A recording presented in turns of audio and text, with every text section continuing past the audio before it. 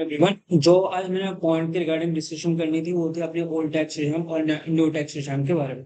लेकिन उसको एक्सप्लेन करने से पहले जो मेरे को बहुत सारे क्लाइंट्स की तरफ से क्वेरी आ रही है उसको मैं डिस्कस कर लेता हूँ कि सर, जैसे आपने कहा था कि हमारे टैक्स डिटेल अपडेट नहीं हो रही, लेकिन जो मेरे साथ के फ्रेंड्स हैं या कलीग्स हैं वो अपनी रिटर्न फाइल करवा रहे हैं, तो आप क्यों नहीं फाइल कर रहे?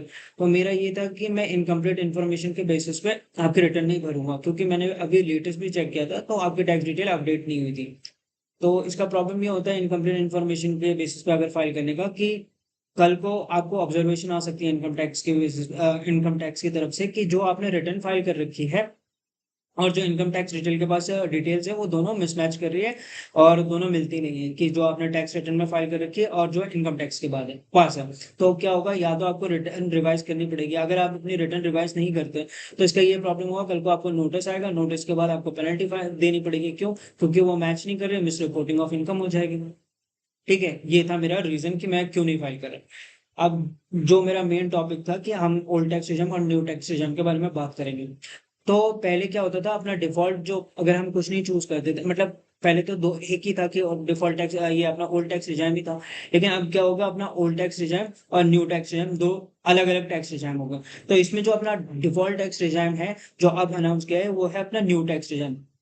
कि अगर आप कोई भी टैक्स रिजाइम चूज नहीं करते हो, ओल्ड में और न्यू में से कोई चूज नहीं करते हो, तो जो आपका टीडीएस कटता है वो आपका न्यू टैक्स रिजाइम के बेसिस पे कटेगा। ठीक है, पहली चीज तो ये हो गई।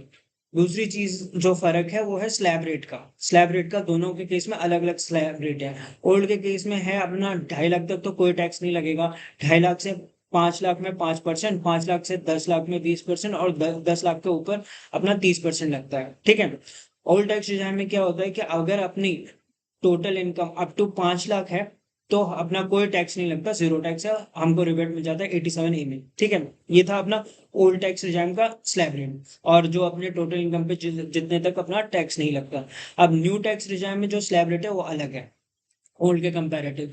इसमें अप टू 3 लाख कोई टैक्स नहीं है। ठीक है, 3 to 6 अपना 5%, 6 to 9 अपना 10%, 9 to 12 अपना 15%, 12 to 15 अपना 20%, और 15 लाख के अबव जितना है वो अपना 30% है। ठीक है, इसमें अगर आपकी टोटल इनकम अगर अप टू 7 लाख है तो अपने को कोई, ये अपने को कोई टैक्स नहीं लगेगा। ठीक है, और लेकिन जैसे अपना स्टैंडर्ड डिडक्शन था वो 50,000 का, वो सिर्फ अपने ओल्ड में था। ठीक है, तो अब ये अपने न्यू टैक्स रिजाइम में भी, जो अपने इंटरिम बजट में अनाउंस हुआ है कि अपने को अभी न्यू टैक्स रिजाइम के अंदर भी स्टैंडर्ड डिडक्शन मिलेगा सैलरी में से 50,000 का। ठीक है, तो इसका फायदा क्या होता है कि जैसे अगर हमारी सैलरी इनकम 7.5 लाख की है, सब मतलब रफ है कि अपना अप टू 7.5 लाख है, तो क्या होगा कि उसमें हमको अप टू 7.5 लाख की अगर हमारी सैलरी इनकम है उस पर कोई भी अपने को टैक्स नहीं पड़ेगा। फिर क्यों?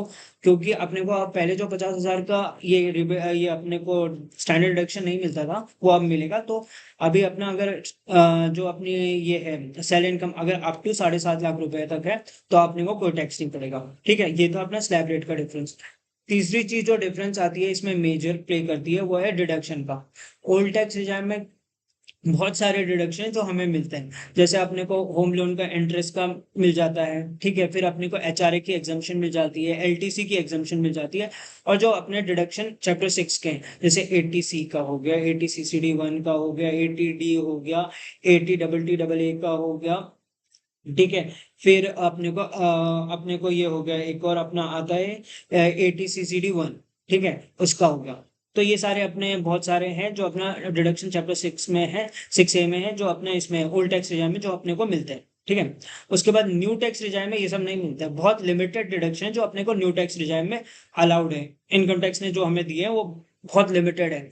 जैसे एटीसीसीडी 2 जो अपना एम्प्लॉयर कंट्रीब्यूशन टू एनपीएस, ना कि एम्प्लॉय, जो एम्प्लॉयर कंट्रीब्यूट करता है एनपीएस का उसका डिडक्शन होता है। ठीक है, एटीसीसीएच है एक, जो अग्निवीर कॉर्पस फंड से रिलेटेड है। ठीक है, जो अग्निवीर का जो कंट्रीब्यूशन होता है कॉर्पस फंड में उसका डिडक्शन मिलता है। और दो तीन होंगे। तो मतलब ये है कि डिडक्शन न्यू टैक्स रिजाइम में बहुत ही लिमिट। अब अब ये आता है सबसे बड़ा question, sir old tax regime ले कि न्यू टैक्स रिजाइम ले? मेरे अकॉर्डिंगली जो आपको सबसे बेनिफिशियल दे, जो सबसे ज्यादा आपका टैक्स बचा के दे, वो टैक्स रिजाइम चूज कर लो। बाकी आप पे डिपेंड करता है। ठीक है, तो पहले तो मेरा यही था कि आपको सिर्फ थ्योरेटिकल फॉर्म में समझा दूं कि हाँ ये डिफरेंस है, लेकिन इससे प्रॉब्लम ये होगी कि आप रिलेट नहीं कर पाएंगे चीज़ों से कि हाँ इसका प्रैक्टिकल हमको तो पता ही नहीं है कि इसका प्रैक्टिकल क्या है, कि मतलब प्रैक्टिकल इम्प्लीमेंटेशन क्या है, कितना फर्क बैठता है। तो मैं एक रफ एग्जाम्पल के तौर पे, मतलब नंबर्स के फॉर्म पे रफ एग्जाम्पल लिया है मैंने, तो उसके फॉर्म में समझाने की या ट्राई करता हूँ, कोशिश करता हूँ और मैं समझा देता हूँ ताकि आपको मोटा मोटा आइडिया हो जाए कि अपने को कौन सा रिजाइम बेनिफिशियल बैठेगा। ठीक है, तो जैसे अगर मैं मान लूँ कि आपकी सैलरी में इनकम है 15 लाख, ठीक है, आपका इंटरेस्ट इनकम जो आता है वो 15,000 का है, ठीक है। तो सैलरी इनकम में से अपने को स्टैंडर्ड डिडक्शन दोनों केस में मिलते हैं, ओल्ड के केस में भी न्यू के केस में भी 50,000 का, ठीक है। अब मान लेता हूँ आपका होम लोन भी है और उसमें जो आपका साल भर का इंटरेस्ट जाता है वो जाता है 2 लाख रुपए, ठीक है। तो अब जो अपना ये सारा मतलब होम लोन का और स्टैंडर्ड डिडक्शन माइनस करके जो आपकी ग्रॉस इनकम बनती है, ग्रॉस टोटल इनकम, वो अपने ओल्ड के केस में बनती है 12,65,000 और न्यू के केस में बनती है अपना 14,65,000, ठीक है। मान लेता हूँ जो आपका डिडक्शन है, डिडक्शन एग्रीगेट, जो अपना एग्रीगेट डिडक्शन है चैप्टर 6A में, दोनों मतलब अपना ओल्ड के केस में है अपना 2,60,000, क्योंकि न्यू के केस में तो अपने पास लिमिटेड डिडक्शन, ये ज्यादा डिडक्शन है ही नहीं, ठीक है। तो 2,60,000 आ जाता है। तो जो अपनी टोटल इनकम बैठती है ओल्ड के केस में वो बैठेगी अराउंड 10,05,000 की, और न्यू के केस में बैठेगी अपनी 14,65,000 की।